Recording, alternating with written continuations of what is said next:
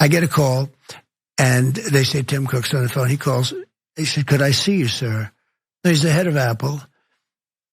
And I was born in Queens, and I said, "Oh, the head of Apple wants to see me. Let's go, I guess." Even though I'm president, still I was born in Queens, and the head of Apple's calling, and by that time it was the largest company in the world. It was about tariffs. He said, "You're charging us 25% because I was going to charge them because we're out of China. And the problem is we can't compete with Samsung because they didn't have to pay tariffs because they weren't in China." I said, "I'm going to give you a waiver," and I gave him a waiver. But I'm going to give you a 1-year waiver, but I want you to start building your plants in the United States. And he said, "All right." And he actually did. He built one in Texas. Okay, so we're going to divine from that as much as we can, considering all of the slurring and whatever the hell Samsung is. But anyway, that is Donald Trump. He's on the Patrick Bet-David podcast, and he's revealing this conversation that he apparently had with Apple CEO Tim Cook, better known as Tim Apple. But anyway, Tim Cook in the second year of Trump's first term, where he wanted help with these tariffs, basically. And so supposedly, Cook got a waiver on the tariffs as a result. Now, we're gonna talk more about this. I love the idea that personal phone calls with the president results in massive lucrative business deals. I'm not sure that's exactly how it's supposed to work. But anyway, there's more to this. Take a look. 3 hours ago, he called me. He said, "I'd like to talk to you about something." What? He said, "The European Union has just fined us $15 billion. I said, "That's a lot." I know the feeling because I get fined too in fake cases, but I don't know if his case is fake yet, but it's a lot. Then on top of that, they got fined by the European Union another $2 billion. So he's a $17 to $18 billion fine. I even said about Apple, "Can you pay that? I mean, do you have that guy?" That's a lot of money. And he said something that was interesting. He said they're using that to run their enterprise, meaning Europe is their enterprise. And I said, "That's a lot." I said, "But Tim, I got to get elected first. But I'm not going to let them take advantage of our companies." Okay, so on one level, more backroom dealings between Donald Trump and wealthy interests to get him elected, I guess, so that he can hand over billions of dollars worth of benefits to them. At least Donald Trump is so undisciplined that he just babbles about this on podcasts. So that's fun. By the way, the fines that he's referencing there, the EU levied a $2 billion fine in April earlier this year over the company's control of the music streaming industry via the App Store. Basically, it's a monopoly case. They're saying that, and this is not the only one that Apple is facing, but in this area with music, $2 billion. The other $15 billion is in unpaid taxes. And I love that Trump is, first of all, Trump, I guess, doesn't even know what the money is about. He just knows it's a lot. It's like they find me, it's a lot. He talks like an idiot. But anyway, they didn't pay their taxes. And so they're being fined to recover that tax revenue. Trump talks about that. That's how they pay for their enterprise, meaning the EU. Well, yeah, taxes are generally how governments are funded. I don't think it's as illicit as you're implying it is. And bear in mind, Trump has been fined for fraud with his businesses, hundreds of millions of dollars. So there is actually some similarity there, I guess.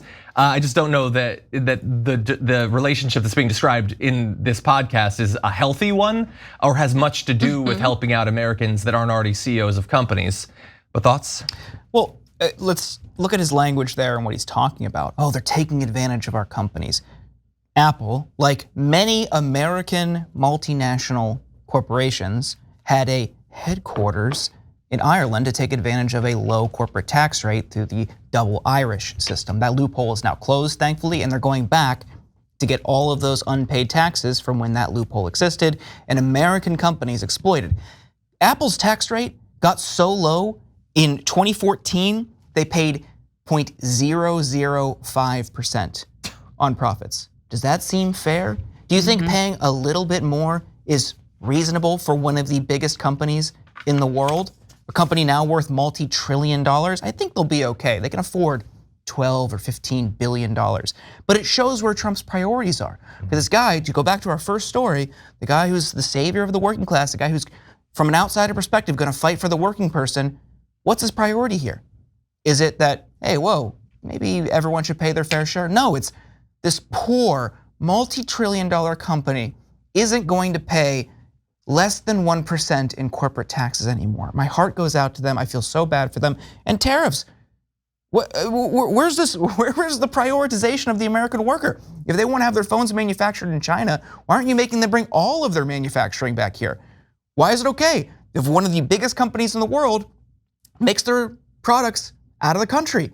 Do you care about workers or not? This would be a perfect opportunity for him to say, well, this is what I'm going to do. This is how I'm going to fight for the American worker. And of course, people like Patrick Bet-David don't really care about that. They only care about wealth and finances.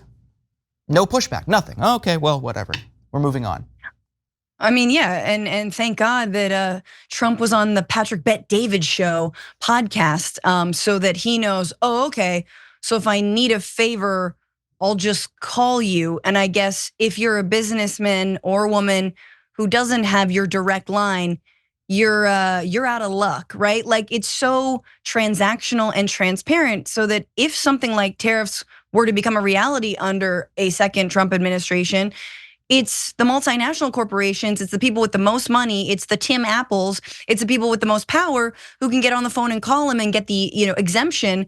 But then, smaller businesses, again, who are also probably taxed at a fairer rate. Do you know what I'm saying? Like, it creates more consolidation here. That's what you're looking at to see, and it's the same thing with the broader problems with the tax structure writ large. It's billionaires who aren't paying their fair share, and yet a lot of people are making $500,000, $1 million a year. They somehow think that they're in the same boat as, oh, don't tax us. Like, no, bro, you actually are paying much more of your fair share, even though you make more money than a lot of us.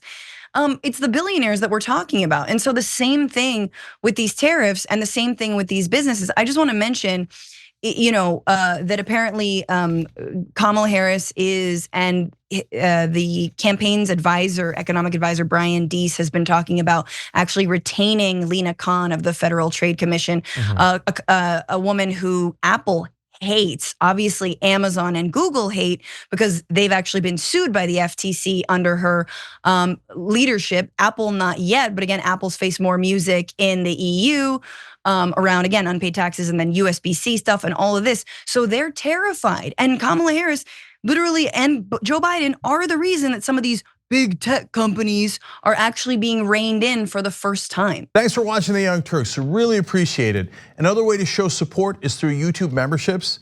You'll get to interact with us more. There's live chat emojis, badges.